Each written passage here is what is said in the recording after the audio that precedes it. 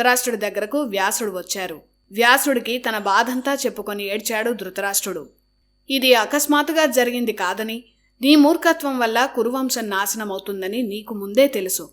ఇంత విధ్వంసానికి కారణం నీ మూర్ఖత్వం, నీ కుమారులు అని నీకు తెలియదా అని వ్యాసుడు ధృతరాష్ట్రుణ్ణి ప్రశ్నించాడు. కలిపురుషుడుగా దుర్యోధనుడు జన్మించాడని, ద్వాపర పురుషుడుగా శకుని జన్మించాడని, భూభారం తగ్గించేందుకు ఈ యుగాంతంలో వారిద్దరి వల్ల ఈ విధ్వంసం జరగాల్సింది గనక జరిగిందని దేవరహస్యాన్ని ధృతరాష్ట్రుడికి చెప్పాడు వ్యాసుడు. కలి ఏ యుగంలో జన్మించినా అత్యంత బలవంతుడిగా జన్మిస్తాడు. విపరీతమైన కోపంతో ఉంటాడు. ఇతరుల ఉన్నతిని సహించలేడు. అందరితో గొడవలు పడతాడు. అందరికీ గొడవలు పెడతాడు. ఈ లక్షణాలన్నీ కలిపురుషుడుకుంటాయి. కనుక దుర్యోధనుడి మరణం గురించి నీవు చింతించాల్సిన అవసరం లేదని, అది విధివ్రాత అని చెప్పాడు వ్యాసుడు.